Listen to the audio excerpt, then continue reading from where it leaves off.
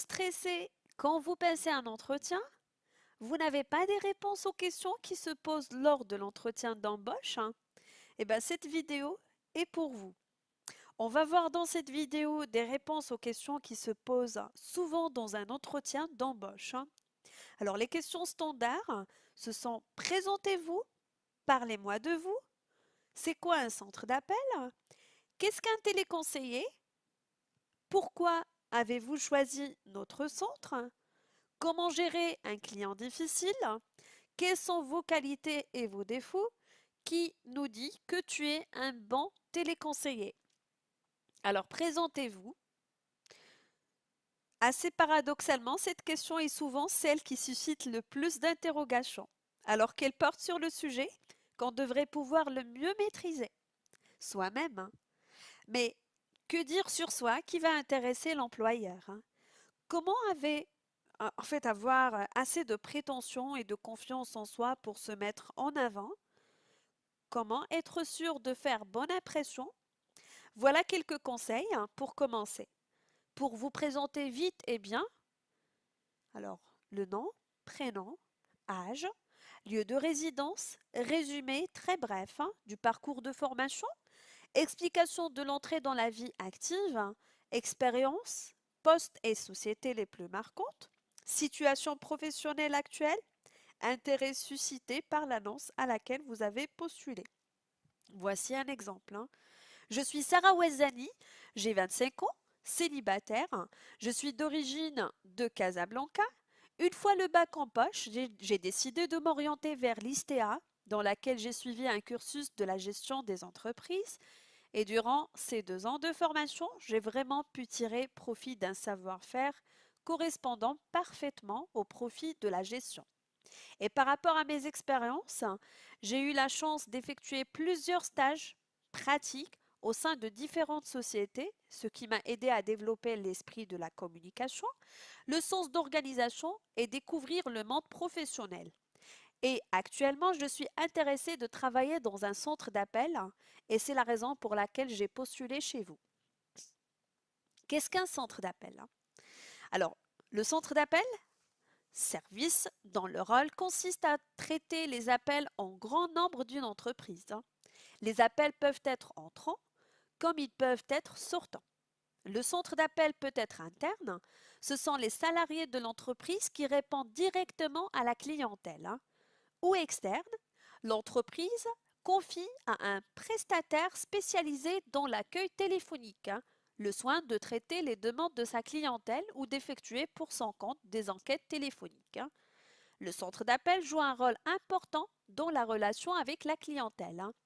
Pour les appels entrants, on peut trouver les numéros verts, prise de rendez-vous, prise de commande, service après-vente. Pour les appels sortants, sondage, prospection, publicité sur marque, vente à distance, hein. Qu'est-ce qu'un téléconseiller? Alors, le téléconseiller répond au client qui appelle au service clientèle. Son rôle est variable, hein. Le rassurer, l'informer, le fidéliser, lui fournir même des documents qu'il demande, hein. Même il est amené à vendre des produits ou services, hein. Bien sûr, résoudre des réclamations parfois. Pourquoi vous avez choisi notre société? La meilleure façon de répondre à cette question est d'être préparé au préalable, hein, et bien informé sur l'entreprise, hein. La réputation de votre entreprise est si brillante, hein. Mes anciens collègues travaillent ici et j'ai constaté à quel point ils apprécient la volonté de l'entreprise de permettre aux employés de présenter de grandes idées et de jouer un rôle actif de leadership dans de nouvelles initiatives, hein. Vous permettez aussi à ses collaborateurs l'évolution au sein de votre entreprise. Pourquoi voulez-vous travailler dans un centre d'appel? Pour travailler au sein d'une équipe jeune et dynamique, pour les opportunités d'évolution, pour les compétences que l'on y acquiert, hein. Comment gérer un client difficile? Si le client s'énerve, hein, il faut le calmer tout d'abord, hein.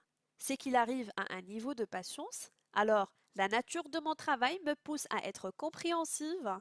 De ce fait, je verrai à mieux comprendre sa demande et le rassurer, lui donner confiance à notre société. Et personnellement, je compte sur votre formation. Quelles sont vos qualités et défauts? Il faut vraiment faire attention à votre réponse par rapport à vos défauts. Je ne mettrai pas mon expérience en avant parce que j'en ai très peu, mais ça ne m'empêche pas d'être quelqu'un de mature. En tout cas, j'ai apprécié d'avoir eu des responsabilités durant mes stages et approfondir mes compétences, hein. Je suis du genre social, j'ai le sens de responsabilité, ponctuel et j'aime le travail en équipe et aussi j'ai le sens du devoir, hein. Côté défaut, tout le monde a ses lacunes, hein. Les miennes, c'est qu'on dit que je suis un peu bavarde, hein. Mais c'est une façon pour moi d'amener les gens à parler d'eux. On dit aussi que je suis dirigiste, hein. Mais j'essaie de compenser ma rigidité en discutant avec mon entourage avant de prendre une décision. Qui nous dit que tu es un bon téléconseiller? Premièrement, ce que j'ai acquis lors de ma formation en tant que technicien spécialisé, je parlais couramment le français, je suis ponctuelle et j'aime bien le travail collectif. N'hésitez surtout pas à rajouter d'autres réponses, hein, qui peuvent enrichir et donner en fait et vous mettre en valeur. Voilà, on arrive à la fin de cette vidéo. Je vous remercie en fait de s'abonner, de liker et de partager cette vidéo si vous aimez bien avec vos collègues, hein. Et à la prochaine, hein.